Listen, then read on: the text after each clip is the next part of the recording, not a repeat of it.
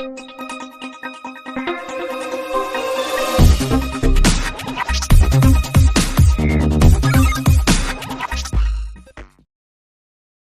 दोस्तों। कल हमने जाना कि भीष्म ने अपने पिता शांतनु की खुशी के लिए आजीवन ब्रह्मचर्य का व्रत लिया ताकि उनके पिता सत्यवती से विवाह कर सकें। इसके कारण भीष्म को अमृतत्व का वरदान मिला। अंबा, काशीराज की पुत्री, का हरण भीष्म ने अपनी सौतेली मां के भाइयों के लिए स्वयंवर से किया था। लेकिन जब अंबा ने बताया कि वह पहले से ही शाल्व से प्रेम करती है, भीष्म ने उसे स्वतंत्र कर दिया। शाल्व ने उसे अस्वीकार कर दिया, जिससे आहत होकर अंबा ने भीष्म से प्रतिशोध की ठान ली और कई जन्मों तक प्रयास किया। अंततः वह शिखंडी के रूप में पुनर्जन्म लेकर भीष्म के पतन का कारण बनी। इससे आगे की कहानी है। विदुर विचित्रवीर्य की रानी अंबालिका की दासी की कोख से धर्मदेव का जन्म हुआ था। वह ही आगे चलकर विदुर के नाम से प्रख्यात हुए। धर्मशास्त्र तथा राजनीति में उनका ज्ञान अथाह था। वह बड़े निस्पृह थे। क्रोध उन्हें छू तक नहीं गया था।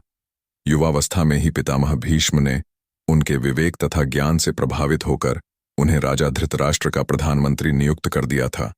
जिस समय धृतराष्ट्र ने दुर्योधन को जुआ खेलने की अनुमति दी, विदुर ने धृतराष्ट्र से बहुत आग्रहपूर्वक निवेदन किया, राजन, मुझे आपका यह काम ठीक नहीं जैचता।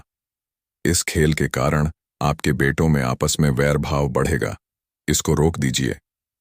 धृतराष्ट्र विदुर की बात से प्रभावित हुए और अपने बेटे दुर्योधन को अकेले में बुलाकर उसे इस कुचाल से रोकने का प्रयत्न किया। बड़े प्रेम के साथ वह बोले, गांधारी के लाल, विदुर बड़ा बुद्धिमान है और हमेशा हमारा भला चाहता आया है। उसका कहा मानने में ही हमारी भलाई है। वत्स, जुआ खेलने का विचार छोड़ दो। विदुर कहता है कि उससे विरोध बहुत बढ़ेगा और वह राज्य के नाश का कारण हो जाएगा।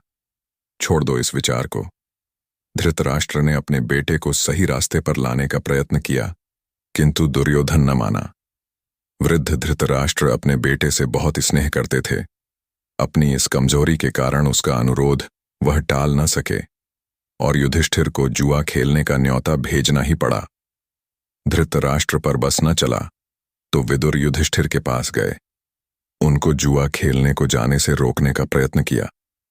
युधिष्ठिर ने विदुर की सब बातें ध्यानपूर्वक सुनी और बड़े आदर के साथ बोले, चाचा जी, मैं यह सब मानता हूं, पर जब काका धृतराष्ट्र बुलाए तो मैं कैसे इनकार करूं।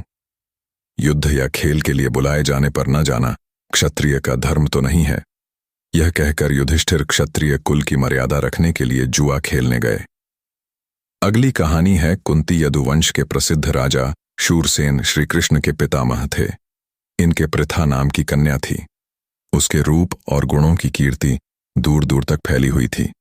शूरसेन के फुफेरे भाई कुंतीभोज के कोई संतान न थी। शूरसेन ने कुंतीभोज को वचन दिया था कि उनकी जो पहली संतान होगी उसे कुंतीभोज को गोद दे देंगे। उसी के अनुसार शूरसेन ने कुंतीभोज को पृथा गोद दे दी। कुंतीभोज के यहां आने पर पृथा का नाम कुंती पड़ गया। कुंती के बचपन में आर्षि दुर्वासा एक बार कुंतीभोज के यहां पधारे। कुंती ने 1 वर्ष तक बड़ी सावधानी व सहनशीलता के साथ उनकी सेवा शुश्रूषा की। उसकी सेवा टहल से दुर्वासा आर्षि प्रसन्न हुए और उसे उपदेश दिया और बोले, कुंतीभोज कन्ये, तुम किसी भी देवता का ध्यान करोगी तो वह अपने ही समान एक तेजस्वी पुत्र तुम्हें प्रदान करेगा। इस प्रकार सूर्य के संयोग से कुमारी कुंती ने सूर्य के समान तेजस्वी एवं सुंदर बालक को जन्म दिया। जन्मजात कवच और कुंडलों से आगे चलकर शस्त्रधारियों में शोभित वही बालक श्रेष्ठ कर्ण के नाम से विख्यात हुआ। लेकिन अब कुंती को लोक निंदा का डर हुआ। उसने बच्चे को छोड़ देना ही उचित समझा। इसलिए बच्चे को एक पेटी में बड़ी सावधानी के साथ बंद करके उसे गंगा की धारा में बहा दिया। बहुत आगे जाकर अधिरथ नाम के एक सारथी की नजर उस पर पड़ी। उसने पेटी निकाली और खोलकर देखा तो उसमें एक सुंदर बच्चा सोता हुआ मिला। अधिरथ निःसंतान था। बालक को पाकर वह बड़ा प्रसन्न हुआ। सूर्यपुत्र कर्ण इस तरह एक सारथी के घर पलने लगा। इधर कुंती विवाह के योग्य हुई। राजा कुंतीभोज ने उसका स्वयंवर रचा। उससे विवाह करने की इच्छा से देश विदेश के अनेक राजकुमार स्वयंवर में आए। हस्तिनापुर के राजा पांडु भी स्वयंवर में शरीक हुए थे। कुंती ने उन्हीं के गले में वरमाला डाल दी। महाराज पांडु का कुंती से ब्याह हो गया और वह कुंती सहित हस्तिनापुर लौट आए। उन दिनों राजवंशों में एक से अधिक ब्याह करने की प्रथा प्रचलित थी। इसी रिवाज के अनुसार पितामह भीष्म की सलाह से महाराज पांडु ने मद्रराज की कन्या माद्री से भी ब्याह कर लिया। एक दिन महाराजा पांडु वन में शिकार खेलने गए। वहीं जंगल में हिरण के रूप में एक आर्षि दंपति भी विहार कर रहे थे। पांडु ने अपने तीर से हिरण को मार गिराया। उनको यह पता नहीं था कि ये ऋषि दंपति हैं। अर्षि ने मरते मरते पांडु को शाप दिया। ऋषि के शाप से पांडु को बड़ा दुख हुआ। साथ ही वह अपनी भूल से खिन्न होकर नगर को लौटे और पितामह भीष्म तथा विदुर को राज्य का भार सौंपकर अपनी पत्नियों के साथ वन में चले गए और वहां पर ब्रह्मचारी जैसा जीवन व्यतीत करने लगे। कुंती ने देखा कि महाराज को संतान लालसा तो है, लेकिन ऋषि के शापवश वह संतान उत्पत्ति नहीं कर सकते। अतः उसने विवाह से पूर्व दुर्वासा आर्षि से पाए वरदानों का पांडु से जिक्र किया। उनके अनुरोध से कुंती और माद्री ने देवताओं के अनुग्रह से 5 पांडवों को जन्म दिया। वन में ही 5 का जन्म हुआ और वहीं तपस्वियों के संग वे पलने लगे। अपनी दोनों स्त्रियों तथा बेटों के साथ महाराज पांडु कई बरस वन में रहे। वसंत ऋतु थी। सारा वन आनंद में डूबा हुआ सा प्रतीत हो रहा था। महाराज पांडु माद्री के साथ प्रकृति की इस उद्गारमय सुषमा को निहार रहे थे। आर्षि के शाप का असर हो गया। तत्काल उनकी मृत्यु हो गई।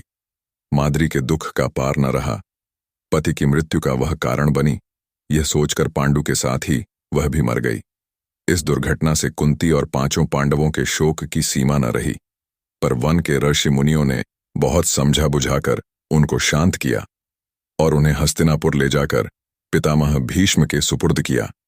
युधिष्ठिर की उम्र उस समय 16 वर्ष की थी।